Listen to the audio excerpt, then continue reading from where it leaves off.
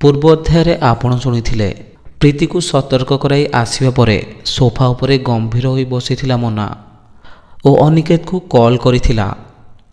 ଏହାପରେ ଆଗକୁ ଡୋରବେଲ୍ ସେହିପରି ବାଜୁଥିଲା। କେହି ଖୋଲିବା ପାଇଁ ନ ଆସିବାରୁ ଅନିକେତ ନିଜେ ଘର ଭିତରକୁ ଚାଲି ଆସିଲେ। ଦେଖିଲେ ମୋନା ସୋଫା ଉପରେ ଚେତାଶୂନ୍ୟ ଭାବରେ ପଡ଼ି ରହିଛି। ପଲ୍ସ ଚେକ୍ କରିବା ପରେ ତାଙ୍କ ମୁହଁରେ ପାଣି ଛାଟି ତାଙ୍କ ଚେତା ଫେରାଇଲେ। ରୋଷେଇ ଘରୁ କିଛି ଫଳରସ ଆଣି ପିଇବା ପାଇଁ ଦେଲେ ମୋନାକୁ। କ'ଣ ହୋଇଛି, ଏତେ ରାତିରେ ଫୋନ୍ କରିବାର କାରଣ ପଚାରିଲେ ଅନିକେତ।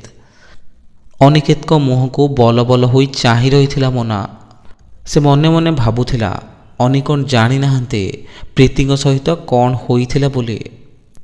ମୁଁ ତ ତାଙ୍କୁ ସେହି ବିଷୟରେ କଥା ହେବା ପାଇଁ ଡାକିଛି, କିନ୍ତୁ ଅନି ଏପରି ବ୍ୟବହାର କ'ଣ ପାଇଁ କରୁଛନ୍ତି?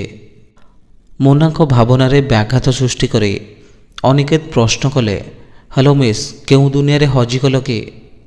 କିଛି କହିବା ଆଗକୁ ନା ଏମିତି ଚାହିଁ ରହିଥିବ? ମୋନା ଏବେ କହିବା ଆରମ୍ଭ କରିଲା। ସେ ରୋହନ ପ୍ରୀତିକୁ ମାରିଦେବ। ତୁମ ଉପରକୁ ଯେମିତି ଆକ୍ରମଣ କରିଥିଲା, ସେ ସେହିପରି ପ୍ରୀତିକୁ ମଧ୍ୟ ଡରାଇଥିଲା। ଏବେ ଅନିକେତର ବୁଝିବାର କିଛି ବାକି ନଥିଲା। ସେ ଜାଣିସାରିଥିଲେ ମୋନାର ରୋଗ ଏବେ ଭୟଙ୍କର ରୂପ ନେଇସାରିଛି।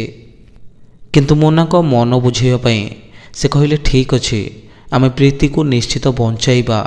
ଏବେ ଶୋଇପଡ଼। ମୋନା ଛୋଟ ଝିଅଙ୍କ ଭଳି ଅନିକେତଙ୍କ କୋଳରେ ମୁଣ୍ଡ ରଖି ଶୋଇପଡ଼ିଲେ। ଅନିକେତ ସେହିଭଳି ବସି ରହିଥିଲା। ପ୍ରାୟ 2ରୁ 3 ଘଣ୍ଟା ପରେ ମୋନା ପୁଣି ଉଠିଲା। ଅନିକେତକୁ କହିଲା ପ୍ରୀତି କିପରି ତାଙ୍କ ଘରକୁ ଆସିଥିଲା ଓ ରୋହନ ତାକୁ ଡରାଇଲା। ଏବେ ଅନିକେତ ତାକୁ ସ୍ଲିପିଂ ଟ୍ୟାବଲେଟ୍ ଦେବା ପାଇଁ ବାଧ୍ୟ ହେଲେ। ତା ସହ ମୋନା ନେଉଥିବା ରୀତିମତ ଔଷଧ ମଧ୍ୟ ଖୁଆଇଦେଲେ। ତା ପରଦିନ ସକାଳ। ମୋନା ଏବେ ସୁସ୍ଥ ଅଛନ୍ତି ଦେଖି ଅନିକେତ ବିଦାୟ ନେଲେ। ରୁମ୍କୁ ଆସି ଭାବିବାକୁ ଲାଗିଲେ ମୋନା ବିଷୟରେ। ସେଦିନ ବିବାହ ପ୍ରସ୍ତାବ ନେଇ ଯାଇଥିବା ସମୟରେ ଆଉ ମୋନାଙ୍କ 10ମ ଶ୍ରେଣୀର ଦୁର୍ଘଟଣା ବିଷୟରେ। ସେଦିନ ମୋନା ବାପାଙ୍କ ଘନିଷ୍ଠ ବନ୍ଧୁଙ୍କ ପୁଅ ରୋହନ ଓ ମୋନା ସାଙ୍ଗ ହୋଇ ବୁଲିବାକୁ ଯାଇଥିଲେ। ଖେଳରେ ଖେଳରେ ସେମାନେ ପଛ ପାଖରେ ଆସିଯାଇଥିଲେ ଏକ ରାସ୍ତା ଉପରକୁ। ରୋହନ ବଲ୍ ଆଣିବାକୁ ରାସ୍ତା ଉପରକୁ ଗଲା। ହଠାତ୍ ଏକ ଟ୍ରକ୍ ଆସି ତାକୁ ଧକ୍କା ଦେଇଥିଲା। ରୋହନର ରକ୍ତାକ୍ତ ମୃତଦେହକୁ ଦେଖି ଚେତା ହରାଇ ତଳେ ଖସି ପଡ଼ିଲା ମୋନା। ମେଡିକାଲରେ ଚେତା ଆସିବା ପରେ ସେ ପାଗଳୀଙ୍କ ପରି ବ୍ୟବହାର କରୁଥିଲା। ମନେ ମନେ କଥା ହେଉଥିଲା, କିନ୍ତୁ ଅନ୍ୟ ସମସ୍ତ କାର୍ଯ୍ୟ ସ୍ୱାଭାବିକ ଥିଲା। ତାପରେ ସେ ପ୍ରତିଟି ମୁହୂର୍ତ୍ତରେ ରୋହନକୁ ଅନୁଭବ କରୁଥିଲା। କିନ୍ତୁ ଡାକ୍ତରମାନେ କହିଲେ ତା ମୁଣ୍ଡ ଉପରେ ମାନସିକ ଆଘାତ ଆସିଥିବାରୁ ସେ ଏପରି ବ୍ୟବହାର କରୁଛି। କେହି ସଠିକ୍ ଭାବରେ କହିପାରୁନାହାନ୍ତି ଏହା କେବେ ଭଲ ହେବ ବୋଲି।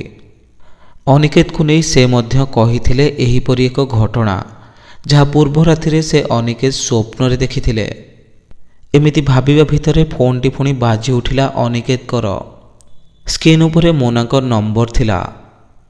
ସେ ଫୋନ୍ ଉଠାଇଲେ ଆଉ ଏକ ପାଗଳାମିର ସାକ୍ଷୀ ହେବା ପାଇଁ।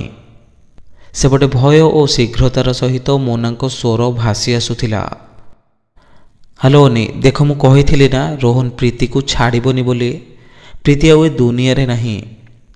ଅନିକେତ ଆଉ କିଛି ନ କହି ନ ଶୁଣି ମୋନାଙ୍କ ସହିତ ସିଧା ଯାଇ ପହଞ୍ଚିଲା ପ୍ରୀତିଙ୍କ ଫ୍ଲାଟରେ। ସ୍ଥାନୀୟ ଲୋକଙ୍କ ପାଖରୁ ଜାଣିଲେ କି ଏହା ଏକ ଆତ୍ମହତ୍ୟା। ଅନିକେତ ମାନିନେଲେ ଯେ ଏହା ଏକ ଆତ୍ମହତ୍ୟା, କିନ୍ତୁ ମୋନା ଦେଖିପାରୁଥାଏ ପ୍ରୀତିଙ୍କ ଷ୍ଟ୍ରେଚର ପାଖରେ ଛିଡ଼ା ହୋଇ ହସୁଥିବା ରୋହନର ଆତ୍ମାକୁ।